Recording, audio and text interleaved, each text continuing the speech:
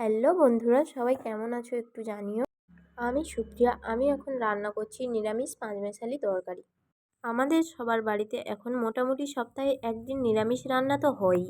আমাদের বাড়িতে বৃহস্পতিবার লক্ষ্মীবার মানা হয়, তাই আমাদের বাড়িতে বৃহস্পতিবারই নিরামিষ রান্না হয়। আমি প্রথমেই সব সবজিগুলো ভালো করে ভেজে নিলাম, যেমন গাজর, আলু, ফুলকপি, মটরশুঁটি, একটু সয়াবিনও অ্যাড করে দিলাম। সব রেমেডিগুলো ভাজা হয়ে গেছে।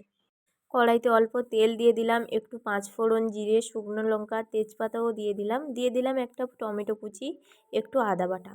মশলাটা একটু ভালো করে কষিয়ে নেব। দেখো বন্ধুরা, মশলা থেকে কিন্তু তেল ছেড়ে দিয়েছে। এবার আমি ভেজে রাখা সব সবজিগুলো কড়াইতে দিয়ে দিব।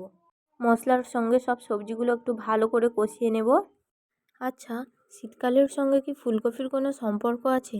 যদি থাকে তাহলে আমাকেও একটু জানিও তো। আমার এই ইউটিউব চ্যানেলটা কিন্তু নতুন।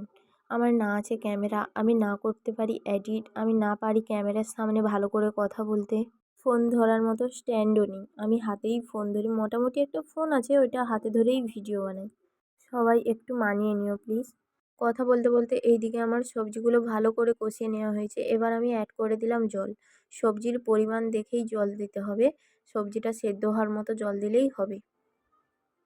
আমার কিন্তু উনানে রান্না করতে বেশ ভালোই লাগে, আর উনানে রান্না করার তরকারির টেস্টও কিন্তু দারুণ। আজকের মতো টাটা সবাইকে, ভালো থেকো, সুস্থ থেকো। দেখা হচ্ছে পরের ভিডিওতে।